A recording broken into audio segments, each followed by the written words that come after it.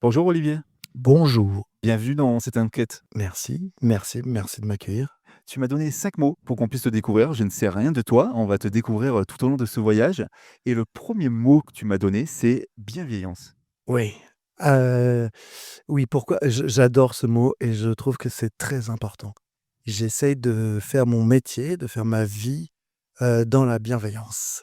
J'ai besoin de m'entourer de gens bienveillants, je trouve que c'est hyper important si on peut y arriver, d'avoir des gens à autour de soi qui soient dans la bienveillance et je pense que si tout le monde est là-dedans, on avancera tous beaucoup plus vite. Et il y a Alexandre Astier qui disait, j'avais vu une interview de lui qui disait, «Moi je veux plus travailler avec des cons. Je veux travailler avec des gens avec qui je peux bouffer le soir ensemble et cetera». Alors j'ai pas son talent ni sa notoriété, mais si je peux faire ça, j'essaye en tout cas de faire en sorte de toujours travailler avec des gens, qui sont dans la bienveillance. Ouais, c'est important pour moi. Le deuxième mot que tu m'as donné, c'est adolescence. Alors l'adolescence, pourquoi? Parce que, d'abord mon premier spectacle que j'ai écrit s'appelle Ado. Il joue depuis 20 ans. Je pense que et puis après j'ai fait tous mes spectacles pour enfants. Je pense que Cher Evan Hansen parle de l'adolescence, on est en plein dedans. Je pense que c'est une période, charnière pour, chaque être humain. C'est quelque chose de toujours très compliqué l'adolescence.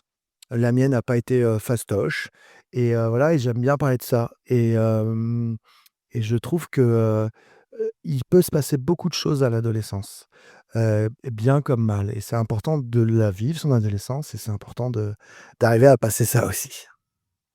Le troisième mot que tu m'as donné, c'est espoir.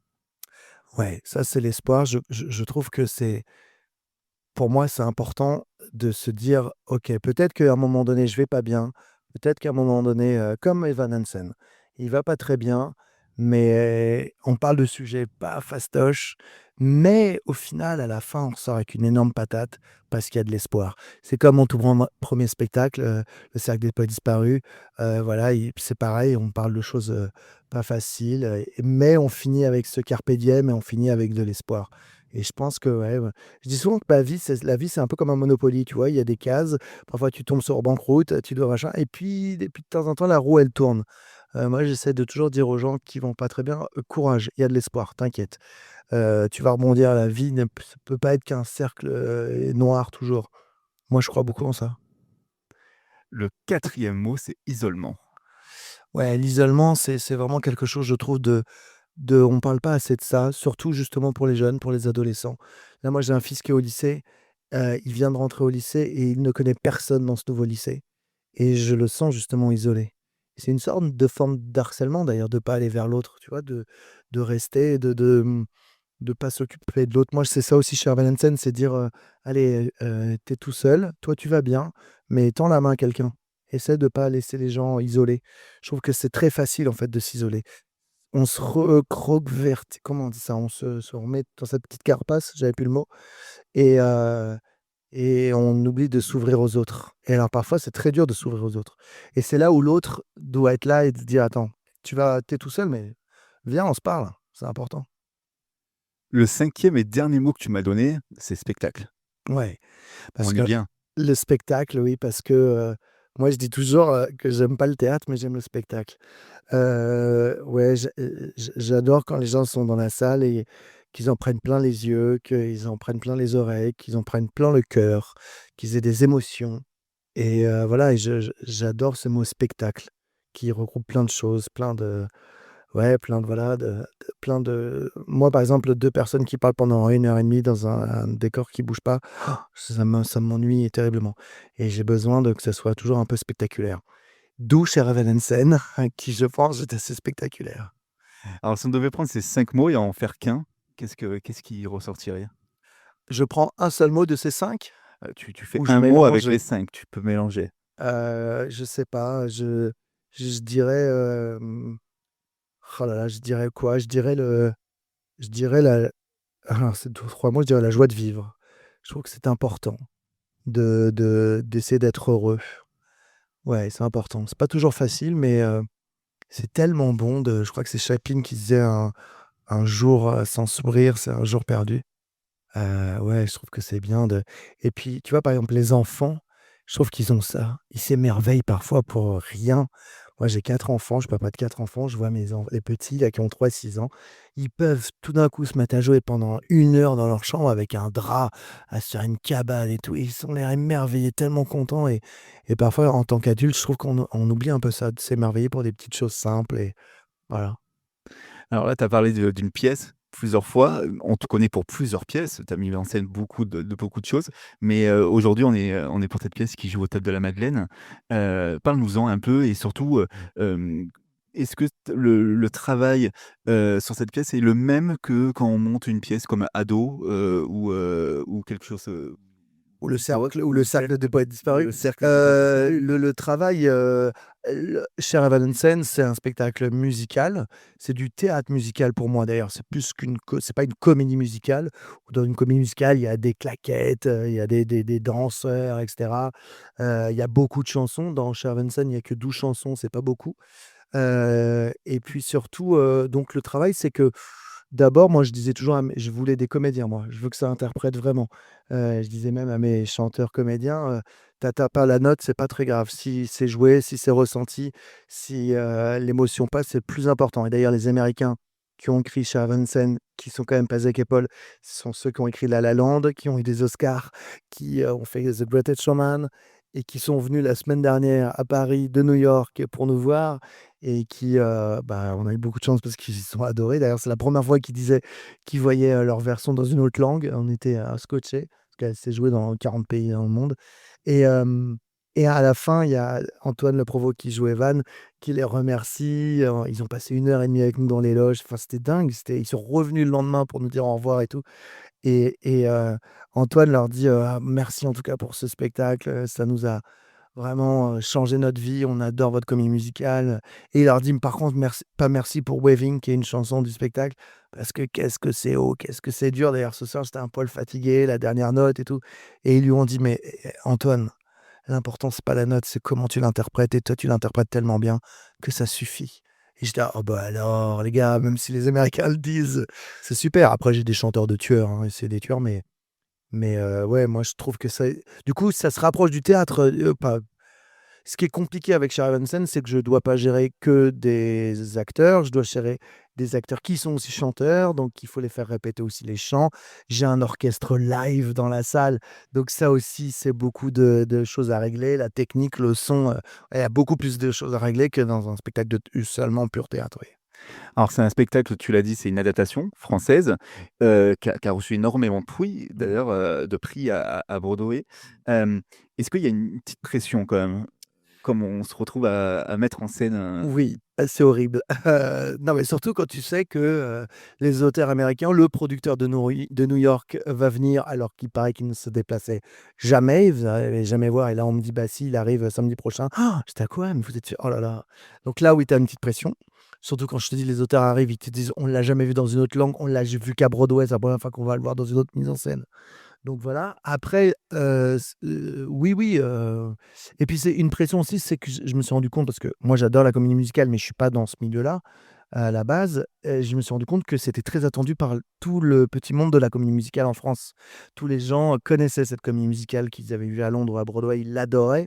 Et plein de gens, fans des comédies musicales adoraient Dear Evan Hansen et me disait: «Oh là, merci, merci, merci de la monter en France» et tu fais: «Ah ouais quoi? Ah bon? Pourquoi?» «Mais c'est notre comédie musicale préférée». Alors là, ça te met la pression. Là, tu dis: «Waouh, waouh, j'espère que je vais pas les décevoir et tout, j'espère qu'ils vont, trouver ça» c'est différent. Moi, j'ai fait pas la même chose qu'à Broadway, mais j'ai fait à ma sauce et ce qui est cool, c'est que vraiment, j'ai que des gens à la fin qui disent: «Oh, waouh, on a adoré cette version, on a adoré. En plus, on l'entend en français alors que d'habitude, on l'entend qu'en anglais». Heu, Ça pour moi, c'est déjà pari gagné, quoi. Tous les gens voilà, les fans me disent: On a autant aimé qu'à Londres ou à Broadway» et ça déjà, ouais, pour moi, c'est génial. Je suis très heureux de ça. Et ouais, et voilà, après, c'est vrai que c'est la pression, mais c'est la même pression que quand, en fait, j'ai fait le Cercle des Poètes Disparus. Je l'ai eu après la pression, pas trop au début, c'est après que je l'ai eu la pression. Le Cercle des Poètes Disparus, c'était pareil, après tout d'un coup, genre à 3 jours, tous les journalistes me disaient: «Mais vous savez que c'est le un film culte, vous avez pas peur que les gens soient déçus?»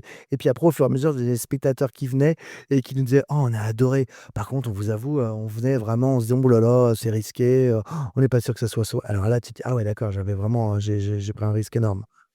mais voilà, après il faut vivre avec, en prenant des risques, non? Alors toi, tu appelles ça du théâtre musical, tu appelles pas ça Oui. comédie musicale. Comment s'est passé un peu le processus du casting? Parce que je suppose que tu as vu énormément de comédiens, du coup? Oui, j'ai vu énormément de comédiens. C'est ma directrice de casting qui s'appelle Jennifer Barr, qui est une jeune directrice de casting, parce que j'adore travailler avec les jeunes et parce pourquoi? Parce qu'ils ont un œil nouveau et que je voulais des talents nouveaux. Je voulais pas que des gens qu'on a déjà vus dans toutes les comédies musicales de Paris. Ça ne m'intéressait pas. Je voulais qu'on aille chercher des gens différents. Et je lui disais toujours: «Va me chercher, des gens, avec des vrais caractères, des vrais tempéraments. Je veux qu'on trouve, le vrai Connor, le vrai Evan», et peu importe s'ils ont déjà fait de la comédie musicale ou pas. Moi, je m'en fiche des CV. Vraiment, je lis jamais les CV. Moi, je veux voir un humain, je veux voir un acteur, je veux sentir son cœur, battre sur scène et qui me touche et voilà et d'ailleurs, je disais: «Celui qui me fera un peu pleurer, bah, c'est gagné. Voilà et il y en a beaucoup qui m'ont fait pleurer. On a vu énormément de monde, énormément. Evan, ça a été très, très dur à trouver, très, très dur. D'ailleurs, à la base, je voulais un jeune homme, pas très grand, un peu chétif. Bon, au final, Antoine Le Provost, il fait 1,88 m, donc je me suis bien gouré, mais il avait cette candeur, il avait cette, innocence dans le regard, dans la voix, qui m'ont, moi, bouleversé, qui nous a mis les poils à chaque fois. À la base, il devait jouer un autre rôle, il était venu passer pour un autre rôle, le méchant Connor et et du coup, c'est en le voyant, on s'est dit: «Mais tu veux pas essayer Evan?» et il nous dit: «Ah bon, mais vous êtes sûr?» «Ouais, ouais» et c'est oh ouais. Voilà et je suis tellement content, il fait une performance absolument dingue, dingue. J'espère qu'il aura de nombreux prix parce qu'il le mérite et puis tous, je les aime tous et tous des et puis c'est drôle parce que j'ai plein de gens qui jouent pour la première fois. C'est la Ouais. première fois qu'ils jouent sur scène, la première fois. Fanny Chilim, c'est la première fois. Kevin, Antoine Gallet, c'est la première fois et c'est génial. Moi, je suis tellement content de lancer des jeunes comme ça, et qui le méritent et d'ailleurs tous les gens à la fin, font: «Mais le casting est parfait». Quand j'entends ça, je dis: «Waouh, je suis tellement heureux quand» voilà, c'est génial. Alors là, je vais te donner une carte blanche. Waouh! Tu peux dire ce que tu veux, donner envie aux gens de venir voir le spectacle ou parler de ce que tu as envie. Peut-être qu'il y a un truc que tu as vu tout à l'heure dans le métro qui t'a énervé, voilà, ta carte blanche. Heu je voudrais dire à mes enfants de travailler, bien à l'école, s'il vous plaît, les gars, parce que j'ai la maîtresse de mon moyen qui m'a appelé, enfin la maîtresse, la directrice de pour me dire qu'il travaille pas assez. Alors, s'il te plaît, Louis, travaille. Bosse un peu plus. Je vais être un peu plus à la maison maintenant. Non, mais je voudrais vraiment dire aux gens à tous les gens qui aiment pas la comédie musicale. Voilà, vous n'aimez pas trop ce sujet-là, parce qu'évidemment, tous ceux qui aiment la comédie musicale, ils remplissent nos salles, ils sont là et je les aime, merci d'amour. Ils postent des trucs, ils viennent, ils reviennent, ils sont là tous les soirs pour demander des autographes, et cetera. Il y a une vraie passion, il y a un truc qui se passe sur les réseaux sociaux. C'est fou, moi je suis pas du tout réseaux sociaux, j'y comprends rien, mais les jeunes de ma troupe m'arrêtent pas de me dire: «Ouais, on a des trends et tout, les gens rechantent nos chansons et tout, c'est incroyable». Donc ouais, tous ces gens de la comédie musicale qui aiment ça, ils sont là dans la salle et c'est génial. Mais moi, je voudrais dire à tous ceux qui n'aiment pas la comédie musicale en France, qui viennent voir Cher Evanescence. Vous ne serez pas déçus parce que je crois qu'on n'a pas vu un spectacle comme ça, une comédie, un spectacle musical comme ça en France. Ça n'existait pas encore et d'ailleurs les gens me disent: «Pourvu que ça marche parce que ça va ouvrir à d'autres comédies musicales dans ce genre-là, à Londres, à Broadway, dans le West End et cetera, qui sont plus intimistes et cetera». C'est aussi pour ça qu'on l'a fait dans un théâtre, plus intimiste comme le Théâtre de la Madeleine pour que parce que voilà, c'est pas des c'est voilà, bah, je pense que vous avez compris. Venez voir Cher Evanescence parce que vous allez pas être déçus et que vous allez en prendre plein les yeux, plein les oreilles et que vous allez ressortir parce que oui, les thèmes sont durs, on parle de l'isolement des jeunes et cetera, mais avec de l'espoir et je pense que tous les gens sortent, ils sont debout, ils ont eu des les larmes aux yeux, ils ont pleuré, on entend parfois les mouchoirs, mais à la fin, ils sont debout. Tous les soirs, on est des standing ovations, ce qui est incroyable et les gens sortent avec une énorme patate, avec dans les oreilles le titre phare qui s'appelle «Quelqu'un viendra» et ça, c'est important, ouais. Voilà. Alors généralement, je demande une musique pour terminer, cet épisode. Tu as dit: «Quelqu'un viendra». Oh bah, ouais. Je crois que c'est la musique que tu as choisie. Ah bah, oui, moi aussi. Pourquoi ce titre-là? Parce que je trouve que c'est un hymne. C'est un hymne au bonheur, un hymne à tendre la main à l'autre, à être ensemble. Voilà et je trouve que ouais, c'est une chanson chaque soir que je l'entends, j'ai des frissons et les gens dans la salle, d'ailleurs à la fin de la chanson, ils hurlent, ils applaudissent, il se passe un engouement. C'est une chanson incroyable et qui donne, ouais, Il y a plein de jeunes qui viennent me voir, parfois j'en ai un jeune qui avait une trentaine d'années qui s'est mis à pleurer en me remerciant d'avoir monté ce spectacle parce qu'il avait changé sa vie quand il l'avait vu à Londres et que maintenant il va beaucoup mieux grâce à ce spectacle parce qu'il était seul et que, bah, une chanson comme «Quelqu'un viendra t'aider, quelqu'un viendra te tendre la main», ça remotive. Voilà pourquoi j'aime cette chanson parce que je pense que quand on va bien, il faut regarder un peu autour de soi et dire: «Attends, lui, il a pas l'air d'aller peut-être bien, peut-être que je peux lui tendre la main et l'aider». C'est hyper important. Si vraiment on faisait tout ça, mais on irait beaucoup mieux, quoi. Et si tu vas pas bien, essaye de pas rester enfermé chez toi, essaye de t'ouvrir, essaye juste de lever les yeux et de voir s'il y a pas une main qui va se tendre. Je suis sûr que ça va arriver, je suis sûr. Quelqu'un viendra. Bah, merci Olivier d'avoir été avec moi, pour Merci cet à toi. épisode C'est et avec ce que je te propose du coup, bah, c'est qu'on se quitte avec ce morceau. Quelqu'un viendra. merci, merci. À bientôt. Merci, à bientôt. Avez-vous senti qu'on vous laisse seul sur terre? Avez-vous senti qu'on vous perd au beau milieu d'un désert? Que vous pouviez disparaître sans qu'on attende, tomber au sol sans qu'on ne l'entende?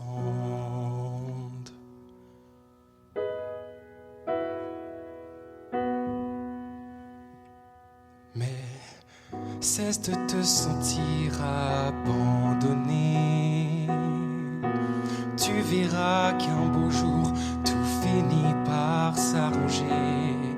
Si tu n'as plus la force de te lever, tends la main sans hésiter. Bien haut, crois-moi, quelqu'un volera aussitôt à ton secours. Quand les idées noires veulent t'emporter, qu'il te faut des bras pour te porter, et quand tu crois être au plus bas, quelqu'un viendra. Laisse la lumière te révéler, le cœur ouvert pour te relever. Tu verras que jusqu'à toi, quelqu'un viendra. Quelqu'un viendra. Quelqu'un viendra. Quelqu'un viendra. Quelqu'un viendra. T'as vu ça? Quelqu'un a mis une vidéo de ton discours en ligne. Mon discours? Les gens n'ont pas arrêté de le partager et depuis Connor est partout. Ton discours est partout. Ce matin, la page du projet Connor n'avait que 56 abonnés. Et maintenant? 4582. 16 239. Mais je comprends pas. Comment c'est possible? C'est grâce à toi. Quelque part on se sent enfin reconnu. Quand chaque fois que tu appelles, tu te sens plus soutenu. Tu n'as qu'un seul mot à dire Pour briser le silence et t'en sortir. Oh.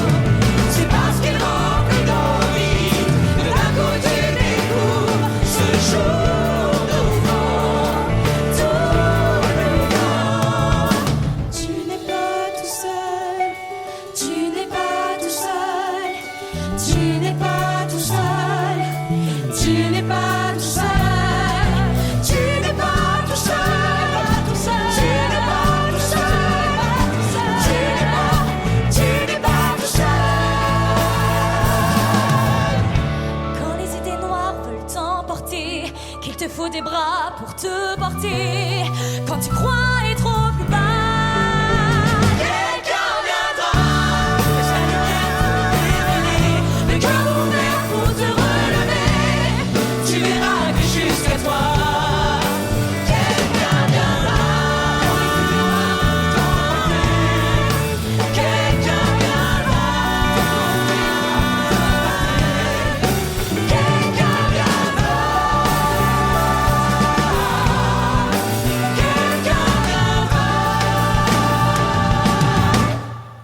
Quelqu'un viendra.